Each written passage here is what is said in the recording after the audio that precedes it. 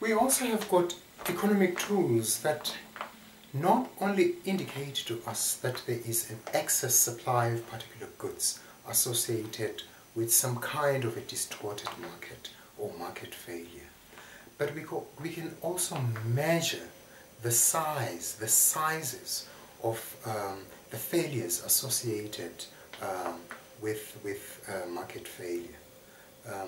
So the extent to which the market has failed.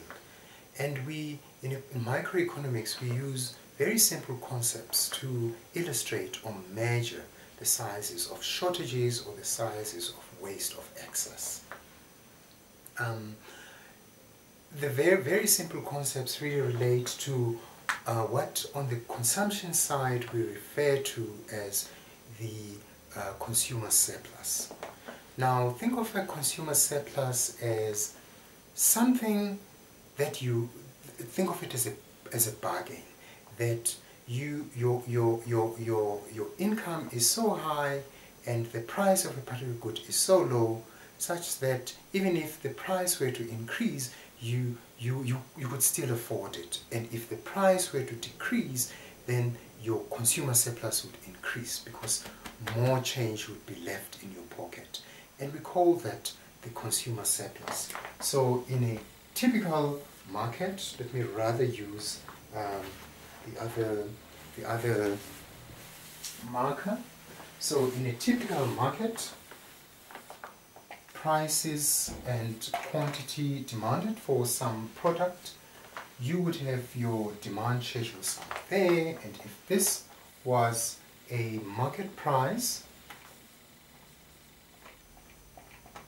this area here, we refer to this area as consumer surplus.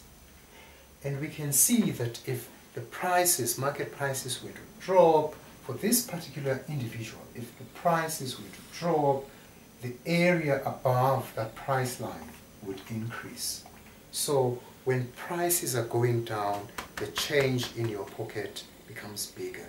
And really that's what we want to do. We want to ensure that consumers enjoy lots of surplus, you know? So we don't want prices to go so high such that, you know, consumers can't afford that particular good and it goes out of the market.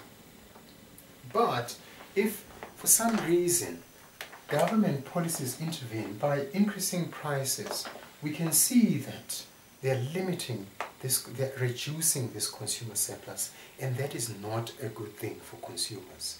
So the welfare of consumers is negatively affected by prices going high.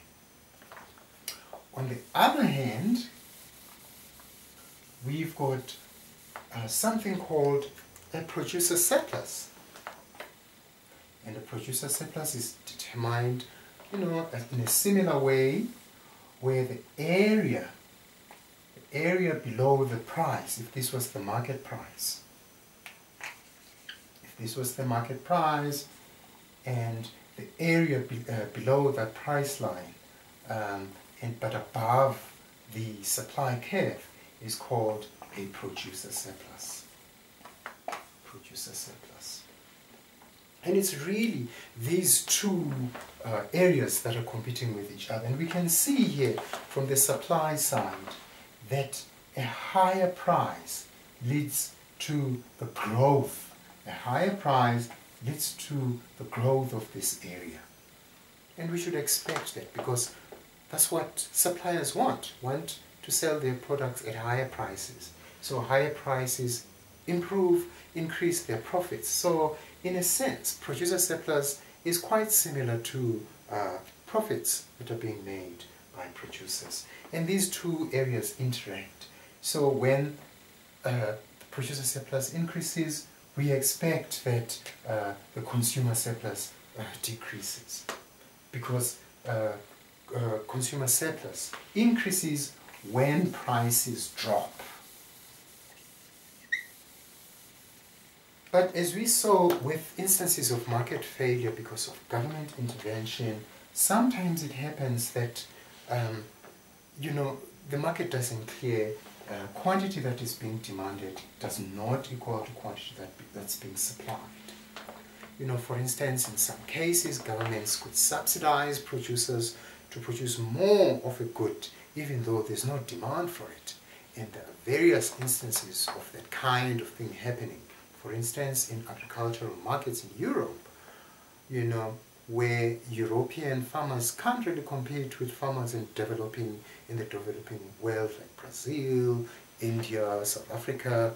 But for some reason they've got power, they've got influence in government, they're forming very strong lobbyist groups, and they lobby government into subsidizing a particular product such that more of that good is produced, whilst consumers still pay the same price.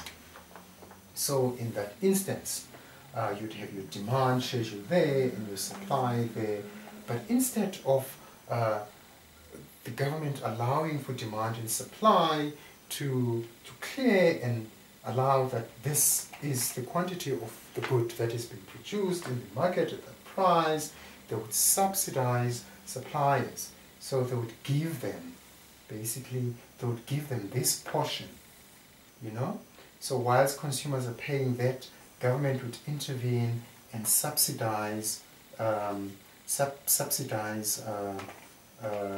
suppliers such that they can produce there. So I'll call that the quantity that is being subsidized.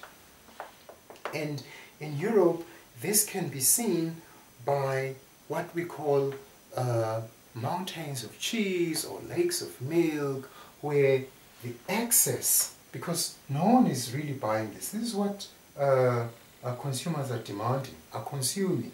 So this excess supply just goes into waste.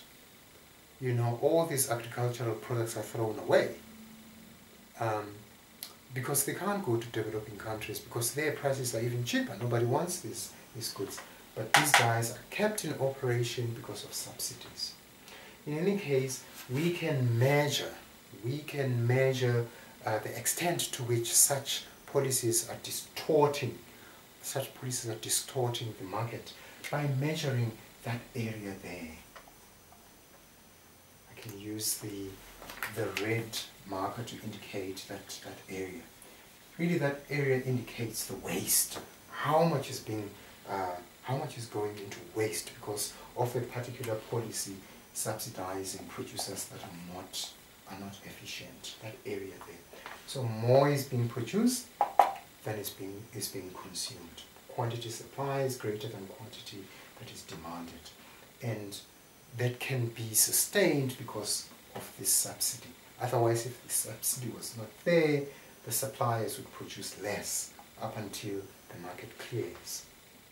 And so we call this area the dead weight loss to society, because this is really what is lost. These resources or this money could be used for something else, but it's really just being lost. We call this the dead weight loss to society. Dead weight loss to society, where more of a good is being produced than it's supposed to be. And the same happens really when there is some policy, some distortionary policy, for instance, a tax that leads to less of a particular good being produced than is being demanded in the market. So whilst subsidies lead to a dead weight loss, that comes about because the quantity that is being supplied is lower than the quantity that is being demanded.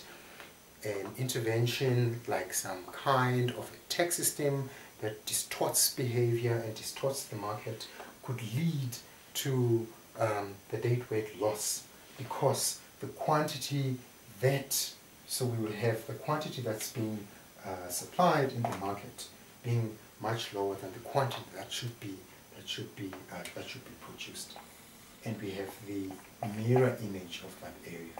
But both these areas are called the dead weight loss, and we can measure these areas really. We can measure these areas by using just simple geometry. We can measure that area there, and then we can measure that area there. We can look at the if this say was 20 units and this was 10 units, and the price moved from 10 to 20, whatever units, dollars, euros, whatever, we could measure those two areas. We could measure the first area, area A, and then add it up to area B, and then the dead weight loss would be A plus B, dead weight loss to society. Area A would be the difference between that quantity, which is 10, times the difference there, which is also 10, divided by 2. So that would be 50 for area A. So area A would be 50. Area B, we can also measure that if we know what price that is. Say, for instance, this was 5, and therefore would have 5 times the same distance times 10 divided by 2, which would be 25. So area A and B would equals to 25 plus 50, which is 75 units that is being lost. So we can actually measure that area. The same way that we also could measure the consumer surplus or the producer surplus. Remember that in terms of measuring the consumer surplus, we indicated that the consumer surplus is the area under the demand curve but above the price line if this was the market price. So again, we can measure that area. If we know what quantity that is, for instance, if it was 20 and the market here was say 10, the market price was 10 units, and say that was 30 units, we could measure that area, which is 20 there, the distance there, and 20 there, times 20, because it's a triangle, divided by 2, and then that would be 200. So, and then we can do the same thing again with the producer surplus. We can measure that area. So it is important for us to know how to measure the area of a triangle when working with demand and supply. And remember that the assumption is always that our demand and supply schedules or curves are linear curves. If they are not so linear, we can estimate the areas.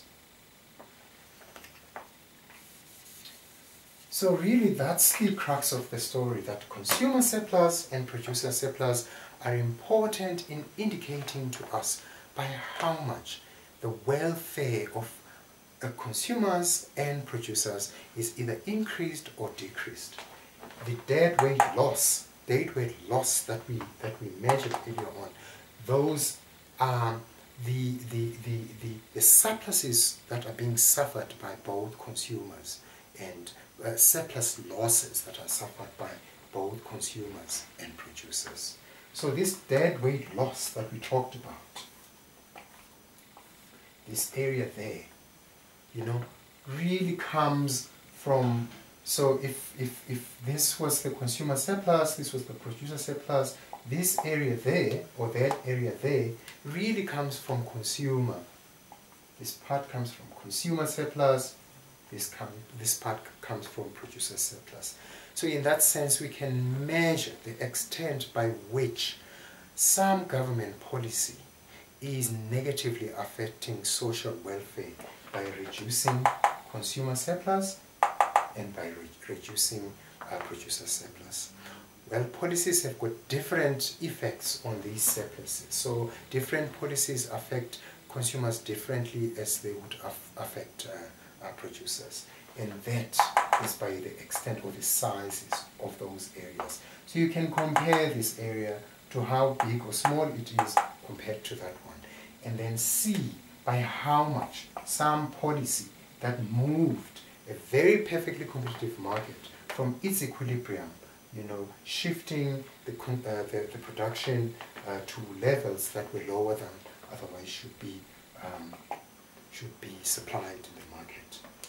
You can measure the effects, the negative effects of those policies by measuring those areas. For the whole society, it would be area A plus area B.